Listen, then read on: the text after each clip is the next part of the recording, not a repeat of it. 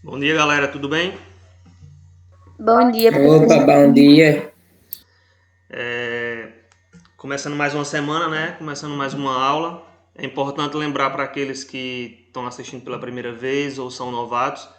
Eu sempre vou dar esse intervalinho de 5 minutos, que é o momento em que vocês estão migrando de uma sala para outra, tá? E aí vocês têm esse tempinho para tomar uma água, um café, e aí a gente sempre vai começar às 8h45 em ponto, ok? Como também a lista de frequência ela só é disponibilizada no final da aula. Faltando 5 minutos aí eu coloco no chat e vocês têm aí acesso a ela. E aqueles que não estão aqui, que não vão conseguir entrar devido à limitação da sala, essa aula é gravada e eu coloco ela num canal no YouTube que eu tenho, que é justamente para aquelas pessoas que não assistirem terem acesso, indo lá a qualquer hora do dia, assistindo a aula e comentando lá, fazendo os comentários com seu nome completo e a turma para garantir sua frequência, certo? Bem, a gente na última aula a gente começou a ver esse conteúdo, como também eu expliquei sobre aquela oportunidade que eu estava dando para as pessoas que estavam com notas muito baixas ou quem não entregou atividades ou quem não fez a avaliação. É importante destacar que ela ainda estou recebendo, né? Falamos ainda há pouco com a coordenação, os professores, e ela ainda deu essa semana aí como prazo para quem não fez fazer. A prova lá está com o link aberto ainda. As atividades podem ser encaminhadas, ou seja, quem não fez tem a oportunidade, né? Eu já mencionei lá, coloquei os avisos, quem estava precisando, e nem todo mundo entrou em contato. Então, é importante que vocês, realmente, quem está com uma nota muito baixa, né? Quem tem aquela situação que eu mencionei nos avisos, realmente corra atrás para dar uma subida aí nessa nota, né? E se não quiser, a gente está tentando ajudar, né? Então, a gente está facilitando. Bem, então vamos lá. Lembro também que o chat durante a aula é assunto pertinente à aula, certo? As conversas paralelas vão para o WhatsApp ou vão para outra rede social, mas dentro da aula o chat é usado para assuntos da aula, tá? E durante a explicação vocês podem me parar a qualquer momento para que a gente possa dialogar, ok? Bem, na outra aula a gente começou a ver sobre a questão de atividade física, gasto energético, treinamento desportivo, essas coisas. E daí a gente parou nesse slide aí, né? Que é falando sobre o gasto energético, a gente até citou um exemplo, onde a gente pode ver qual a intensidade, qual é o tipo de atividade que a pessoa está utilizando. E daí a gente vai dar continuidade, certo? Não, Maria Laura, ainda não. A gente vai terminar o conteúdo hoje. Hoje eu vou começar a fazer a primeira atividade de vocês, tá? Então vou só fechar minha câmera aqui para ficar melhor para vocês.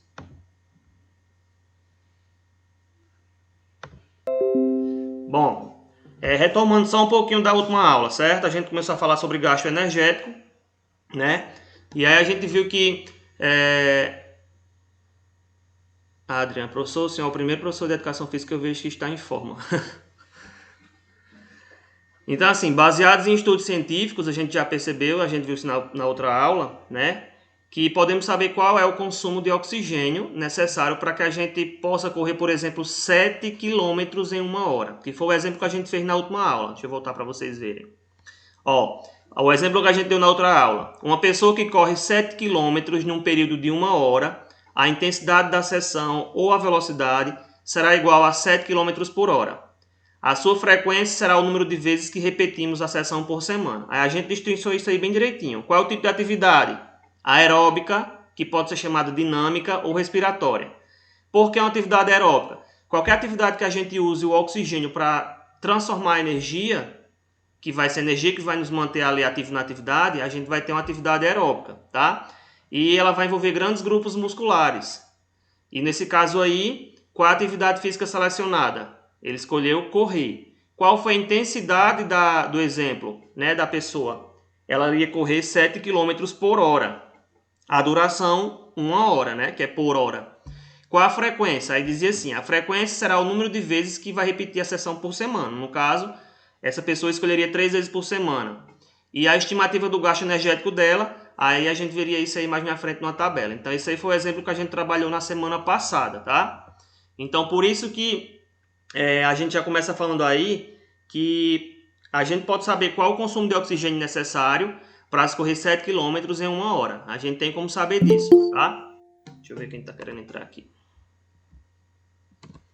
Então a gente tem como saber disso, certo? E aí a gente vai ter uma estimativa aí do custo energético nessa atividade. Então a gente pode calcular esse custo em calorias, tá? E essas calorias elas vão ser o quê? Uma queima de nutrientes, né? Como carboidratos, gorduras, proteínas, que estão guardadas dentro do nosso organismo e utilizarão o oxigênio pelo processo respiratório.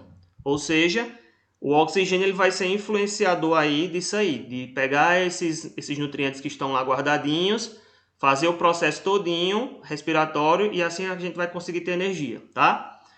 Então assim, cada pessoa ela tem uma maneira de responder uma carga de exercício. E a sua capacidade respiratória é individual, ou seja, a minha é diferente da de Arthur, a de Arthur é diferente da de Adrian, e assim todo mundo percebe que o organismo é diferente. Cada um tem o seu organismo e ele é único, tá? Então, portanto, a atividade que para alguns ele pode parecer fácil, para outros é muito difícil. E aí pode chegar até algumas vezes a ser impossível de alguém realizar. Então, o que para mim pode ser fácil, por exemplo, se eu consigo ter uma flexibilidade muito grande de abrir uma escala, por exemplo, outra pessoa aí não tem nem como chegar na metade desse movimento. Ou seja, limites, né? A gente tem que respeitar os limites do nosso corpo. E daí a gente pode notar também facilmente, diante de dificuldades de respirar, falta de ar, oxigenação, certo? Isso aí tudo quando a gente aumenta o ritmo de uma corrida ou caminhada. Então tudo isso aí a gente vai perceber que pode aparecer essas sensações de dificuldades, tá? Então a partir de tal situação é que o exercício ele vai passar a ficar desconfortável, né? A pessoa vai achar que não tá legal, não quer sentir desconforto, não quer sentir dor, não pode suportar uma fadiga ou até mesmo uma lesão. E daí o que acontece? A pessoa ele passa a seguir o caminho de uma vida sedentária, porque justamente ele não quer ter o desconforto, não quer sentir dor. E quem está disposto a fazer atividade física, vai querendo ou não, em algum momento vai sentir isso, principalmente quem está começando, né? Você tem um estilo de vida e vai tentar colocar um outro estilo em cima. Então vai haver a questão do estranhamento, digamos assim, do corpo e a questão da adaptação, certo? Então, este excesso, né, se você realmente conseguir continuar insistindo nisso, pode causar, além de fadiga, né, aquela queimação no músculo, quando a gente está fazendo alguma atividade que envolve intensidade, né, carga, a gente percebe que vai ficando difícil, de acordo com o que você vai executando, vai queimando o músculo e depois você não consegue fazer. Tem que dar aquele descanso para a musculatura regenerar.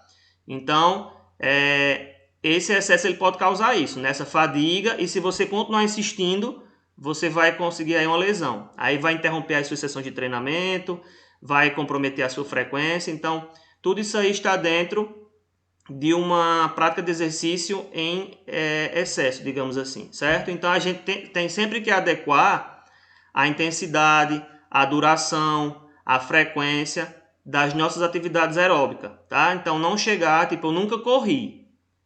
Estou pensando em começar a fazer corrida, então eu já vou chegar correndo 2 km sem parar. Primeiro que você não vai conseguir, né? Que você não vai ter esse ritmo todo.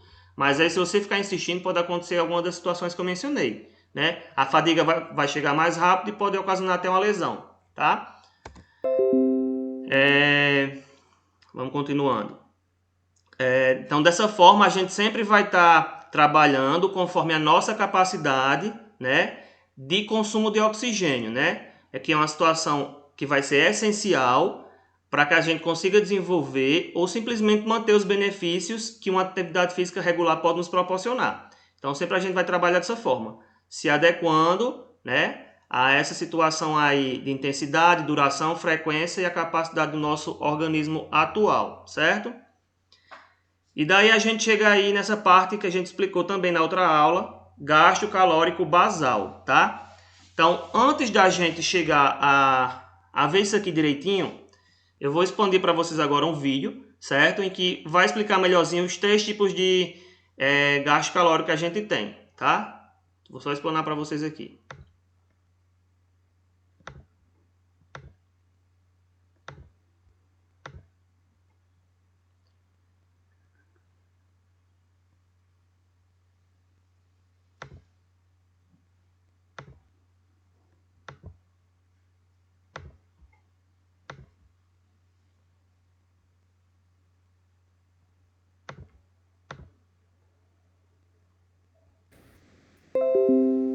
Pronto, vou dar o play agora, certo?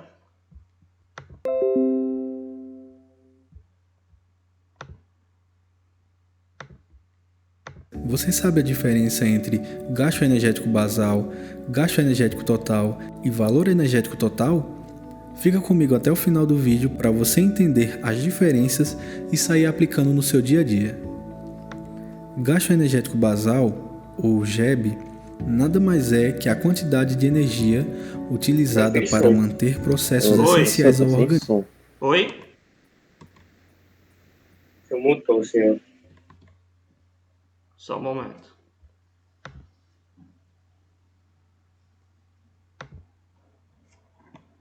Deixa eu só consertar aqui.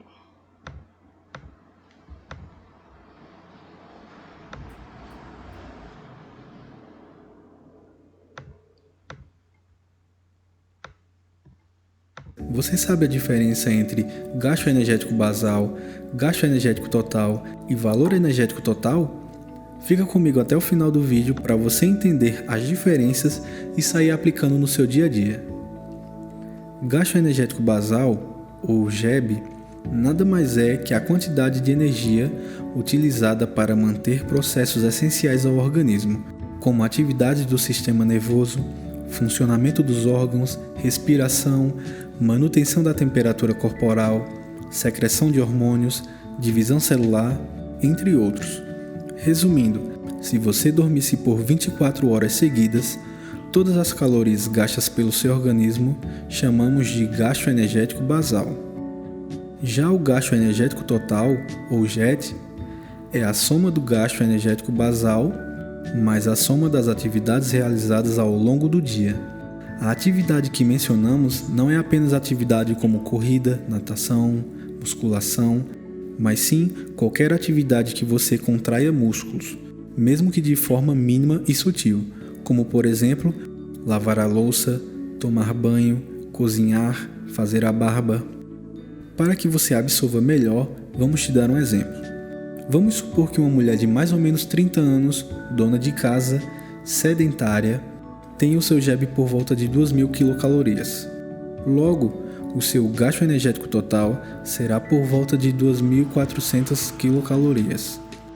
Estas 400 quilocalorias extras são de suas atividades diárias, como as mencionadas anteriormente.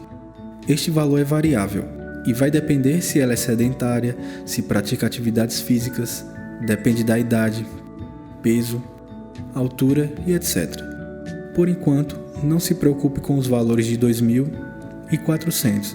Iremos postar um vídeo específico de como chegar a estes valores. A ideia deste vídeo é apenas te deixar claro as diferenças entre cada termo. Agora vamos entender o valor energético total. Aqui entra o nosso papel de nutricionista. O valor energético total é o valor de calorias que iremos planejar para nossos pacientes, seja um planejamento para ganho, perda ou manutenção de peso. O valor energético total é calculado em cima do valor do gasto energético total. Isto significa dizer que, se a mulher do nosso exemplo chegasse ao nosso consultório com o objetivo de perder peso, temos que considerar as 2.400 quilocalorias, que é o seu gasto energético total, e prescrever uma dieta com um valor menor que 2.400. Mas se ela chegasse até nós com o objetivo de ganhar peso, prescreveríamos uma dieta com um valor maior que 2.400. Se a paciente pede para que mantenha aquele peso, iremos elaborar uma dieta com um valor de 2.400 quilocalorias. Fazendo isto, ela não irá ganhar e nem perder, mas sim manter o peso atual. Quando planejamos o valor energético total menor que o gasto energético total, o paciente irá perder peso. Quando planejamos o valor energético total maior que o gasto energético total, o paciente irá ganhar peso. Quando planejamos o valor energético total igual ao gasto energético total, o paciente irá manter o peso. Nos próximos vídeos iremos trazer as fórmulas para que você possa calcular o gasto energético basal, o gasto energético total e o valor energético total. Bem, aí a gente conseguiu ter uma ideia de como a gente consegue ou ganhar peso, ou perder peso, ou manter o peso, né? Vou só parar aqui de novo a apresentação, para a gente voltar para os slides. E daí o que acontece? Se eu quero ganhar peso, eu vou ter uma dieta aí hipercalórica, né? Eu vou colocar mais calorias na minha alimentação para que eu consiga ganhar peso. Se eu quero emagrecer, né? Eu quero perder peso, então eu vou fazer uma dieta hipocalórica. E se eu quero manter o peso, aí de acordo com a minha caloria basal, né? A questão total que eu vou ter ali num dia, como já foi explicado no vídeo, eu vou ter uma dieta aí que eu vou ser baseado em cima daquela quantidade X. Se eu gasto, que nem um exemplo, 2.400 calorias diárias, então minha dieta tem que ser com essa quantidade de calorias aí. Nem a mais, nem a menos. E daí eu vou conseguir manter o peso, certo? Vamos voltar para os slides. Aí aqui a gente na outra aula também informou, né, mostrou como poderia ser feito esse cálculo de basal, né? Quantas calorias, né? Qual é a quantidade de energia que o meu organismo ele vai gastar dormindo ou descansando. Foi até o exemplo do vídeo também. Se você passar 24 horas dormindo, o seu organismo também está trabalhando e também há gasto calórico, certo? E daí eu vou ter situações diferentes para calcular, para homem e para mulher. No primeiro exemplo que a gente mencionou na outra aula, para mulheres, eu tenho também baseados em idades, que vocês percebem, 18 a 30 anos e 31 a 60 anos, certo? Se for uma pessoa que esteja entre essa margem de 18 a 30, a gente vai pegar um número fixo, que é 14,7, vai multiplicar pelo peso dela atual. Quando se obter essa resposta, eu vou somar mais 496 e vou obter um resultado, ok? Então, o primeiro passo é esse. Depois eu vou para o segundo passo. Eu vou observar se ela tem uma vida sedentária ou se ela faz alguma atividade leve. Se sim, eu vou pegar o resultado que eu encontrei em X e vou multiplicar por 1,5. Está aqui embaixo.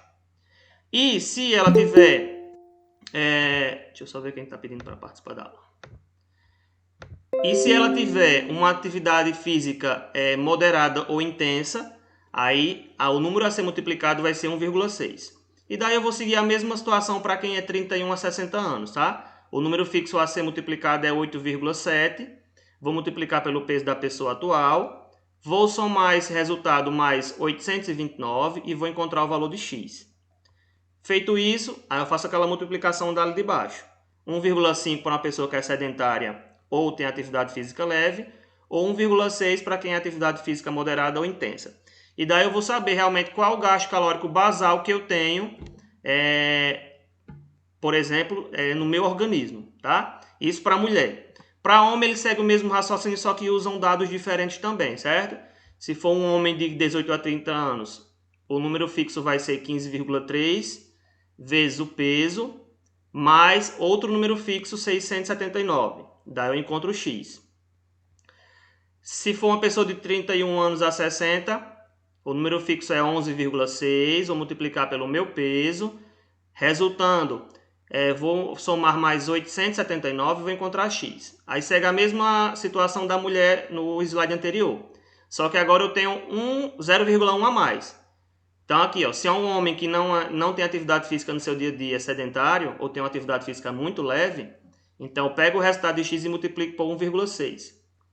Se for uma situação de um homem de 31 a 60 anos, então eu pego o resultado de X, se for uma pessoa que já pratica atividade física intensa ou moderada, multiplico por 1,7. Daí, se for menos de 18 anos, aí no caso tem que procurar um nutricionista, certo? Isso aqui são estudos que a gente consegue ainda aplicar sem precisar de uma, digamos assim, orientação deles, para a gente ter uma base, né? Obviamente que ele vai lhe indicar o melhor caminho para seguir a dieta, para ganhar, para perder ou para manter. Para pessoas que estão abaixo de 18 anos, aí existirão aí outras situações, né, que vão ser enquadradas, e daí o nutricionista ele pode lhe ajudar indicando qual é o melhor caminho. Por isso que eu preferi trazer só a partir de 18 anos, que aí a gente já considera aí como pessoas adultas, digamos, ok?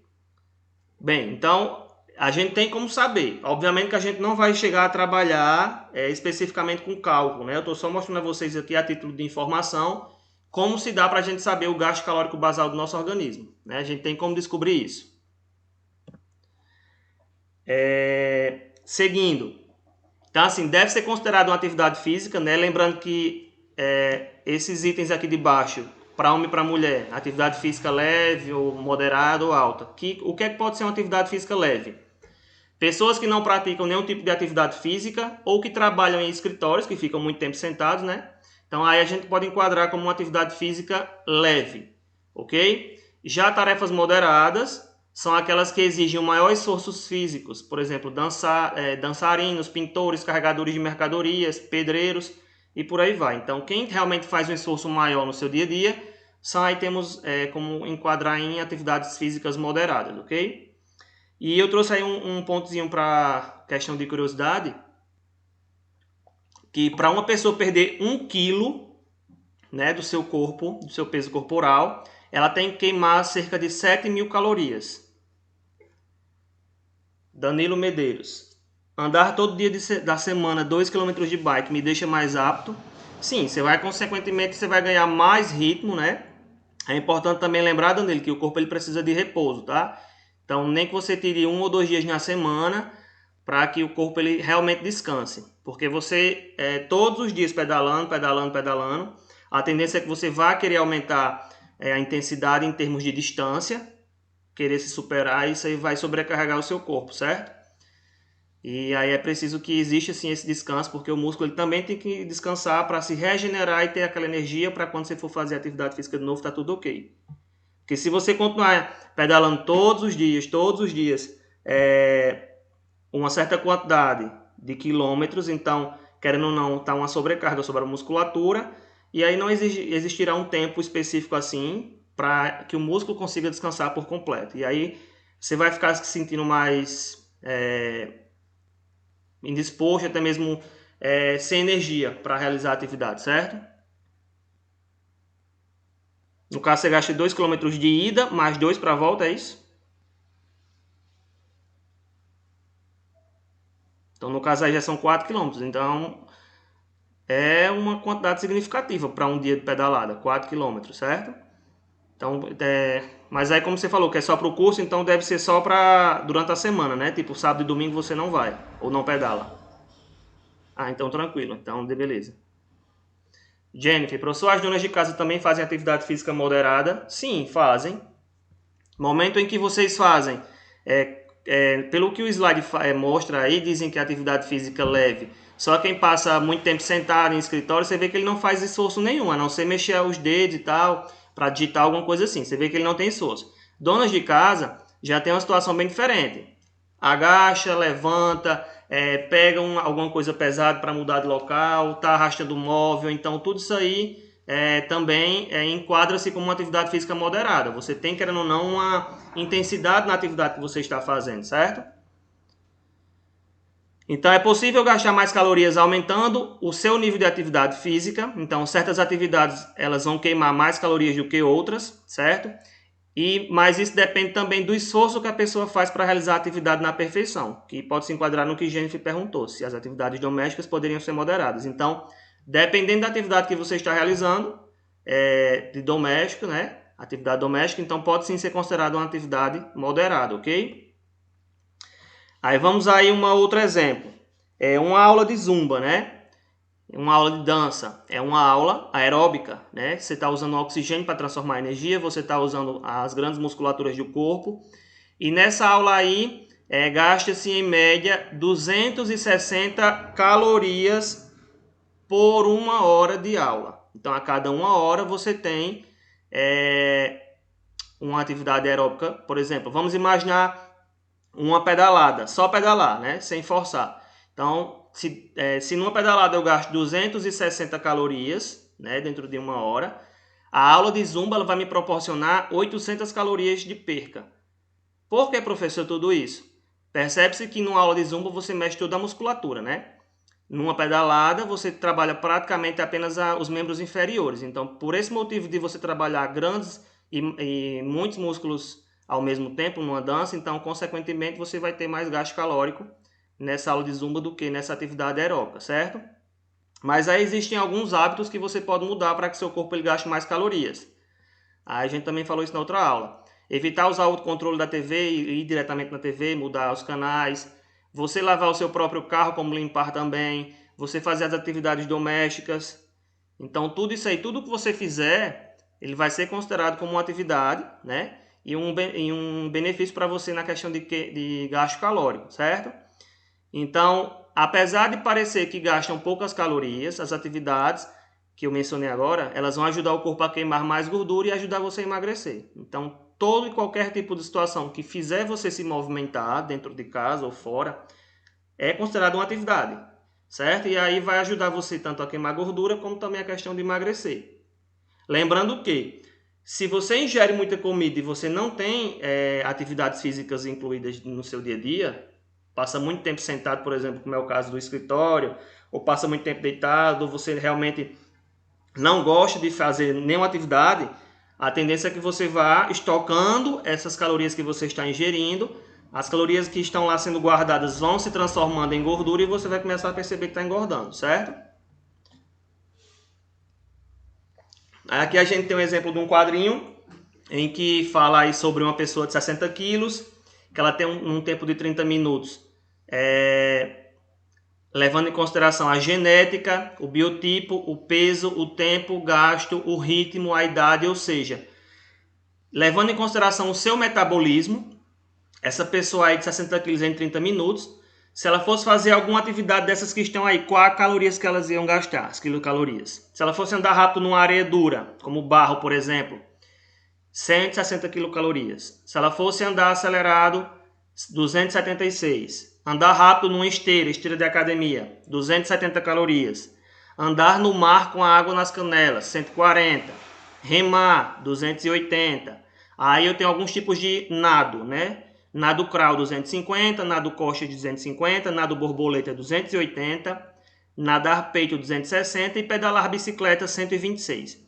Certo? Então aí eu tenho alguns exemplos de atividades que uma pessoa de 60 quilos, num tempo de 30 minutos, poderia estar fazendo e qual a quantidade de quilocalorias que ela iria perder, certo?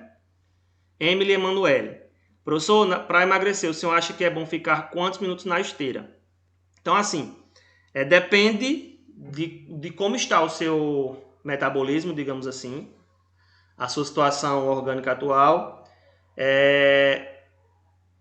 Pela questão de tempo, é a questão de uma intensidade. Então, é comum as pessoas passarem 30 minutos, 40 minutos, 1 hora, mas aí são pessoas que realmente estão indo aí através de uma atividade física aeróbica, né? Então, pessoas que são mais cheinhas, né, digamos assim, tem um nível de gordura maior no corpo, a tendência é que o professor de educação física da academia ele vai passar um treino para você mais aeróbico do que propriamente musculação. Porque o aeróbico, como a gente está vendo aqui, ele vai usar o oxigênio para produzir energia. E através da respiração. Então, o que acontece? Essas pessoas que são mais cheinhas, elas tendem a ter esse treino aeróbico, então vão ser muitas atividades em que você realmente vai cansar, vai suar, e a esteira vai ser uma delas. Então, propriamente, você vai ter um treino de 30 a 40 minutos aí, se for o caso, para auxiliá-la na questão da perca de peso, certo? O meu professor pede para ficar 10 minutos antes e depois que termina o treino. Isso, os 10 minutos antes, Emily, ele pode ser como forma de aquecimento, certo? Principalmente é importante lembrar, por exemplo, se hoje você vai treinar membros inferiores, MMI, então, para que você não chegue já na academia e vá direto para o treino, você pode fazer um aquecimento, ir para uma pedalar, ir para uma bicicleta daquelas ou para uma esteira e fazer lá um aquecimento aí de 10 minutos. Como também, após o treino, ele também vai servir para auxiliar nessa questão de perca calórica, como também para uma questão de relaxamento muscular, até porque você fez um treino intenso e a musculatura ela tem que relaxar para poder ter uma recuperação mais rápida e mais eficaz. Então, esse após o treino pode servir para isso também, para essa questão de relaxamento muscular e forçar um pouquinho a mais a sua perca calórica, certo? Entendeu, Emily? Então vamos lá, continuando. Benefícios de atividade física aeróbica, certo? Então, assim, a cada dia, conforme os avanços das pesquisas acontecem, aumentam-se as listas de benefícios dessas atividades aeróbicas. Então, todo dia surgem aí estudos e mais estudos em que vai mostrar que atividades físicas aeróbicas, volto a lembrar que são atividades que usam o oxigênio através da respiração para transformar energia, para que a gente gaste essas energias, elas vão aumentar. Mas o certo é que não pode deixar de dar a devida importância, né, que a atividade física traz para a nossa saúde. Então, os músculos de todo o corpo, eles vão participar deste esforço, certo? Para a questão de sobrevivência da gente, é normal isso. Então, não deixando aí uma sobrecarga para a musculatura dos pulmões e do miocárdio. Lembrando que a gente está trabalhando atividades cardiovasculares, né? Questões aeróbicas é uma atividade cardiovascular, então vai usar praticamente aí como principais órgãos pulmão e coração, mas essas questões não vão sobrecarregar, certo?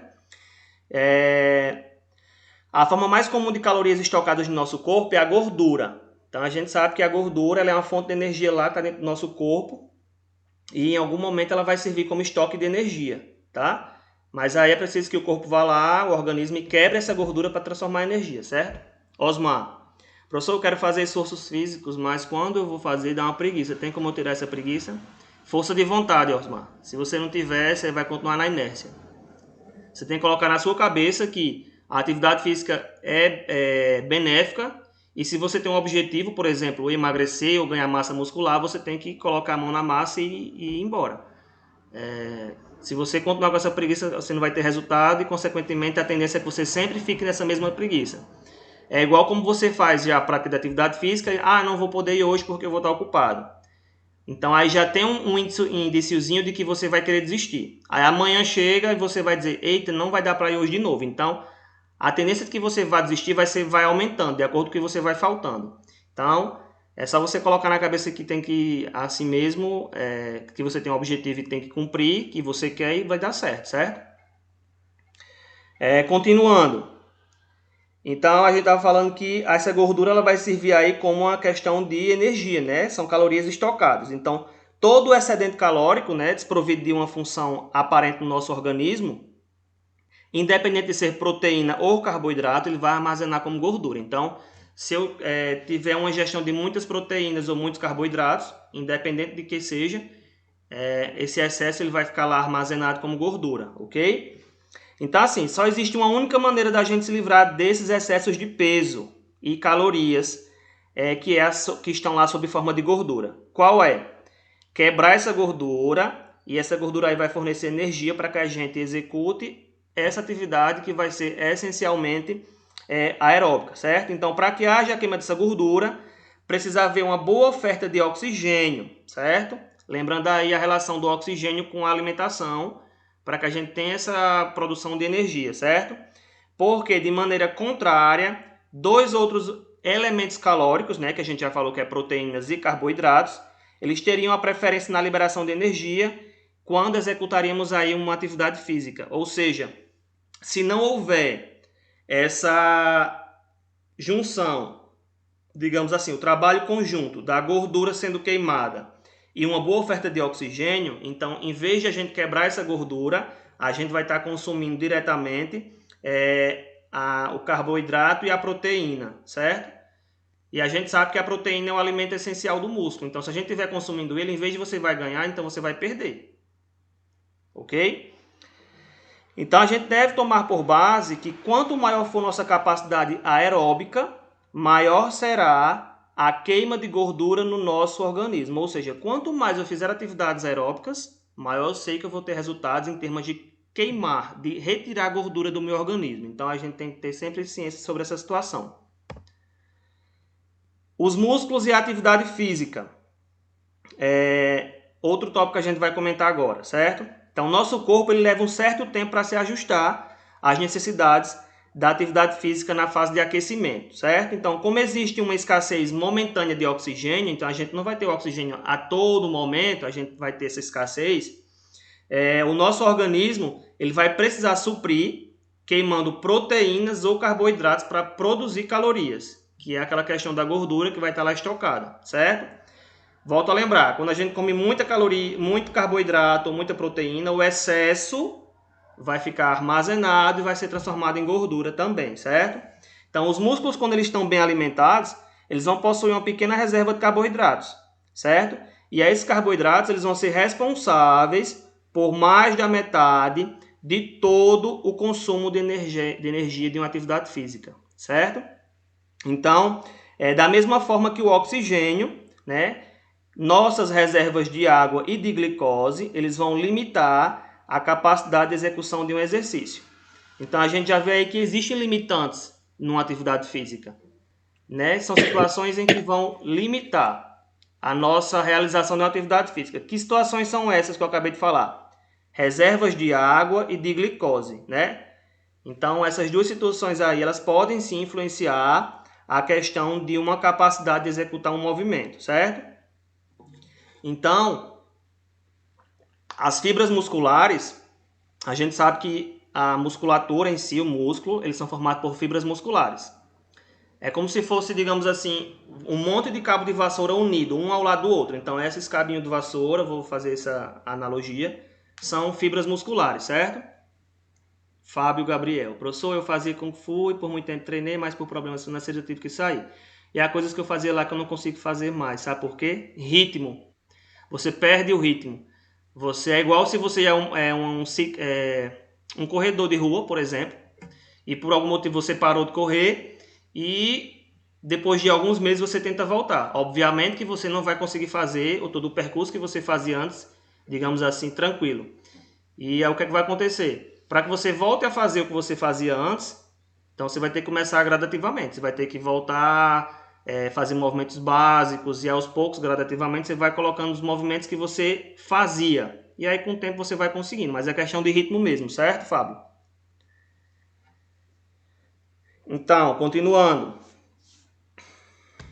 A gente está falando sobre os músculos e a atividade física, certo? E falamos sobre as fibras musculares, que é essa questão que eu fiz aí, a exemplificação dos cabos de vassouras, vários cabos unidos. Então, cada cabinho desse é a junção de fibras musculares que vai formar o músculo, tá? Então, assim, essas fibras musculares, elas queimam pouca proteína durante uma atividade aeróbica, né? E aí uma porcentagem de 5 a 10% do consumo calórico total. Mas, quando a gente sente a ausência de carboidratos, né? Quando o corpo ele sente essa ausência, né, na produção de energia, então a elevação da queima de proteínas pelos músculos aumenta de forma tão surpreendente que vai ocasionar a perda de massa muscular. Foi o que eu expliquei. Se o organismo está tentando buscar energia lá nos carboidratos, certo? E não está encontrando, então o que vai acontecer? Ele vai puxar para o lado da proteína. E onde é que ele vai encontrar a proteína? Nas fibras musculares, na musculatura. E em vez de você estar ganhando massa muscular, você vai estar perdendo massa muscular, ok? Então essas combinações elas vão nos levar a uma receita ideal para combatermos o excesso de peso, tá? Então a alimentação à base de carboidratos, dieta baixa em gordura e uma combinação com exercícios aeróbicos. Então tudo isso aí a gente vai conseguir essa formulazinha mágica para combater o excesso de peso, certo? A importância do alongamento e do fortalecimento muscular. Arthur, eu fiquei quase um ano no jiu-jitsu, mas o meu professor só ensinava a mesma coisa o tempo todo. Aí larguei, mas eu gostaria de voltar a fazer. Arthur, é a questão da adaptação, né? Existe uma situação em que a gente fala o seguinte, a lei do uso e desuso. Se você usa muito uma determinada situação, a musculatura, a tendência é que ela vá evoluir, né? Se você não usa, é a questão que você vai perder. Como também a gente pode fazer outra comparação, que é uma situação chamada reversibilidade. Se você não tem um incentivo para que aquilo evolua, a tendência é que regrida. Então a gente chama isso de reversibilidade. E aconteceu com você o quê? Adaptação. Você se adaptou apenas àquela forma que o professor ensinava, ele não passava nada novo ou forçava nada a mais. Então você achou por melhor parar, porque não estava tendo o resultado que você queria. Então, realmente aí seria só buscar um outro professor aí para ver se daria, digamos, mais certo, né, para você. No caso aí, aparentemente, seu professor ele era muito acomodado, ficava só no método tradicional e não forçava um pouco mais, digamos assim, certo? Então vamos lá para a gente conseguir concluir a aula de hoje. Importância do alongamento e do fortalecimento muscular.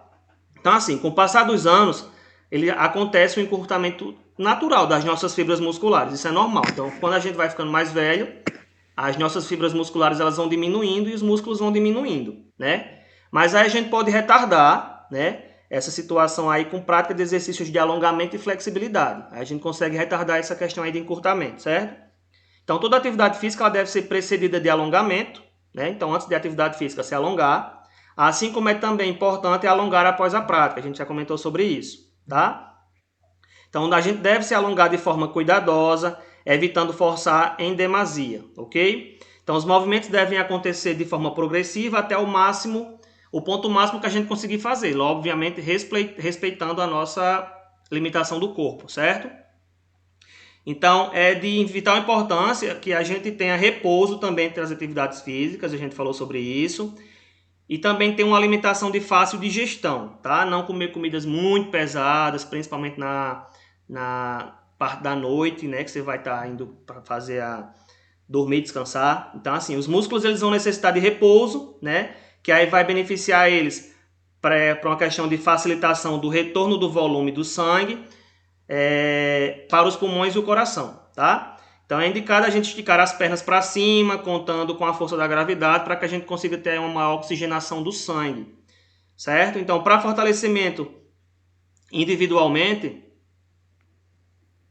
Ana Laurentino, professor, quando voltar às aulas presenciais na escola, vai botar a gente para fazer atividade? Sim. E a gente vai ter aula prática sim, certo? Eu sei que vocês querem muito, por isso que a gente vai voltar fazendo, viu?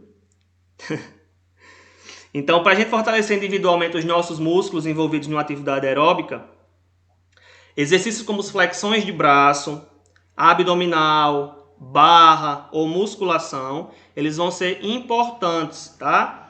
Porque eles vão exigir da gente contração de todas as fibras musculares de um determinado grupo muscular. Então, por exemplo, se você vai fazer uma caminhada nessas pracinhas que tem essas academias de bairro, você pode fazer aí uma questão de alongamento ou até um fortalecimento em uma determinada região do seu corpo. Por exemplo, como eu já citei, flexão de braço, um abdominal, uma barra e até mesmo musculação, ok? E aí vai ajudar você a fortalecer individualmente aquelas musculaturas. Então, mas aí a gente tem que abrir um parênteses aí, tá? Essas atividades elas só devem ser consideradas apenas como complemento, tá? Aos exercícios respiratórios, nunca pensando em ocupar o seu lugar ou importância. Ou seja, a gente tem que levar em consideração que isso que a gente falou aí sobre fortalecimento individual muscular, isso aí eles vão servir apenas como um complemento para exercícios respiratórios, tá? Nunca a gente vai pensar em ocupar essa questão do tempo apenas com isso, né? Aí vai exigir aquela questão da adaptação e tudo mais, ok? E para finalizar, acho que a gente tem aí os últimos 2 slides, né? Que é a questão de praticar regularmente uma atividade física, essa importância, né? A gente sabe que o tempo ele é um artigo muito precioso nos nossos dias, a gente tem várias demandas e a gente prioriza nossos compromissos como estudos, trabalhos e outros afazeres, né? E aí a gente deixa de lado uma situação importante do nosso dia a dia, que é praticar uma atividade física. Não, Carlos, ainda não. Estou só concluindo aqui para a gente colocar no chat aí, certo? Então, nada vai adiantar a gente tentar suprir um tempo perdido com cargas de esforços muito intensos. Então, ninguém toma banho 3 ou 4 vezes num dia e passa o restante da semana sem fazer. Obviamente que existem pessoas assim, né? Cá entre nós. Mas não é o certo, né? Então, assim, a gente deve nos preocupar em ajustar a intensidade ou o ritmo do exercício físico aeróbico de tal forma que ele possa ser conduzido regularmente. Ou seja, a gente tem que dosar a atividade física. Se eu vou fazer algo diário, então eu tenho que dosar aquela intensidade que eu vou aplicar, né? O ritmo que eu estou fazendo. Então, as pessoas que buscam um imediatismo, tipo, estalar de dedos e já está do jeito que queria, aí vai ser bem complicado, certo? Porque vão buscar situações como atraídas por propaganda ou informações distorcidas e aí passam a fazer a musculação na ideia de obter benefícios estéticos da prática aeróbica. Então aí eles vão buscar definição muscular ou tônus muscular, mas aí vão pelaquela situação que eu mencionei. Eles vão buscar treino de blogueiros e aí é uma questão correta, lembrando que cada organismo é diferente, certo? Mas aí as atividades intensas, sejam elas estáticas, que é aquelas paradas, ou dinâmicas, que são as que são movimentando mesmo, elas não propiciam oferta razoável de oxigênio. E aí você vai ter como consequência a utilização de gordura como fonte de energia. E essa queima de carboidratos e proteínas, elas vão aumentar, causando sérios problemas metabólicos no organismo, ok? Então a pessoa ela passa a sentir fome não por queimar a gordura, e sim por carboidratos. Aí vai gerar aí uma queda de concentração sanguínea, a glicemia, e aí passa para a fadiga muscular e o descontrole do apetite. Já vou, Jamil, só um momento. Certo? Então a gente não deve praticar atividade física que reduzam o conteúdo de proteínas da massa muscular. Então é uma situação que surge aí na ausência de carboidratos, certo? Então é importante a ingestão de carboidratos, principalmente para quem faz atividade física, porque o organismo ele tem que ter o carboidrato para queimar. Se ele não tiver, ele vai queimar a proteína e você, em vez de ganhar massa muscular, você vai perder massa muscular, certo? E daí a gente tem que ter em mente isso aí, certo? Então, devido a essa manipulação dietética ou durante uma prática de atividades físicas maiores de intensidade ou mais prolongadas. E aí a gente vai ter essa devida reposição de calorias. Então, se eu tenho carboidratos no meu organismo, eu vou queimar carboidratos para produzir energia. Não tendo, aí eu vou queimar proteína e aí, em vez de eu ganhar massa muscular, eu vou perder, ok? E para finalizar, a gente fala aí só sobre músculos e cérebro bem rapidinho, tá? A gente sabe que as atividades físicas, como correr ou caminhar regularmente, têm muitos benefícios que não só a função de melhorar a condição do coração-pulmão, né, cardiovascular, ou mesmo emagrecer. Então, existem várias funções aí, benefícios que estão por fora, né, esses que eu mencionei.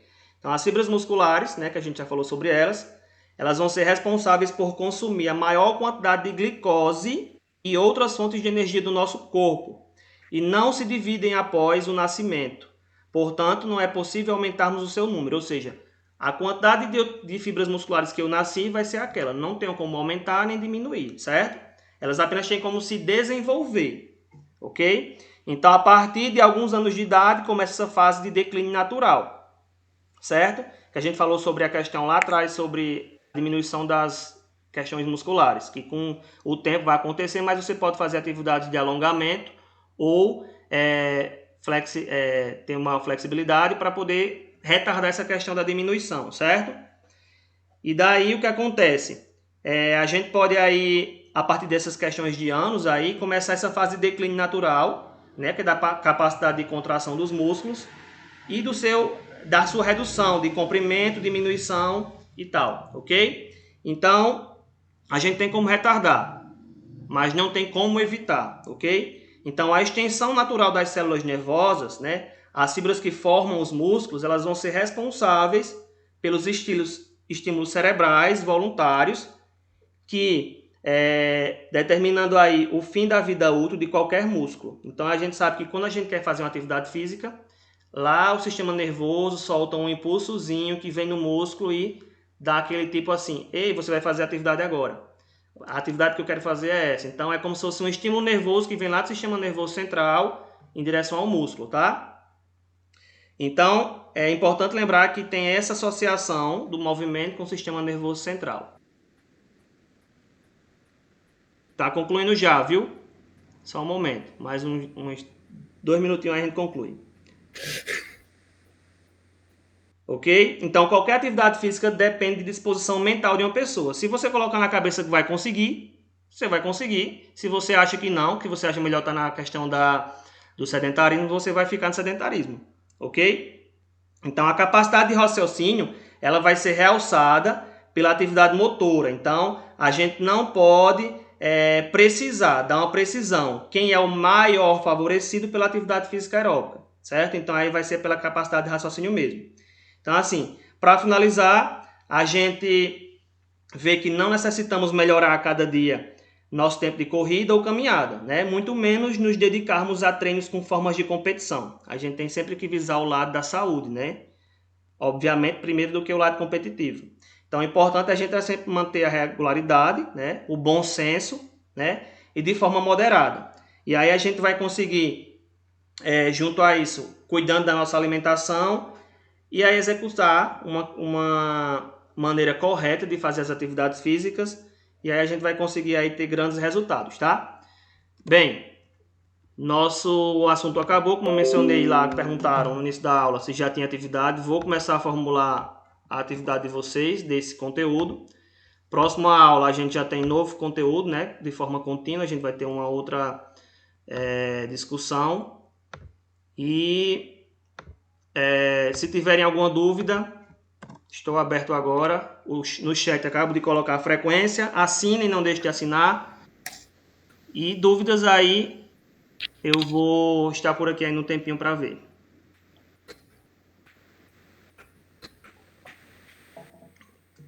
Rebeca, só você colocar no YouTube meu nome lá, tá? Franklin Silva, porque eu ainda vou postar essa aula. Assim que a gente sair daqui eu posto. E lá tem todas as aulas. Lembrem que cada aula tem um título e os títulos lá são especificando primeiras ou terceiras séries. Então as de vocês é primeira série, tá? Tchau, tchau, professor. Tchau, Ellen. Tchau, professor. Até a próxima aula aí. Valeu, Cauã. Até mais. Valeu. Adiós, amigo. Valeu, pessoal.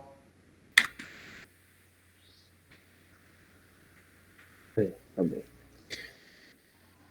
Tchau, Lívia. Tchau, Isaac. Até daqui a pouco. Abraço para todas as pessoas que são iguais a mim, sedentários. Valeu, Arthur.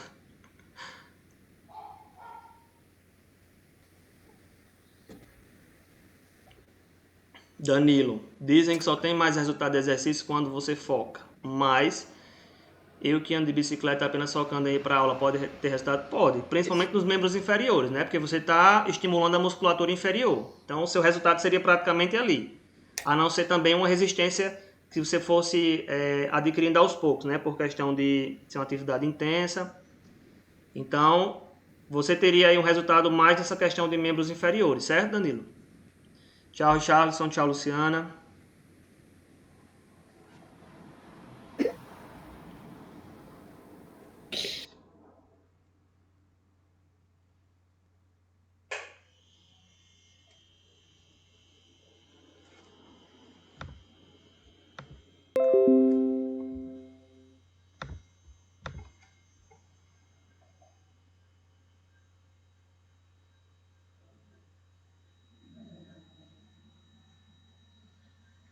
Tchau, Giovana. Até mais.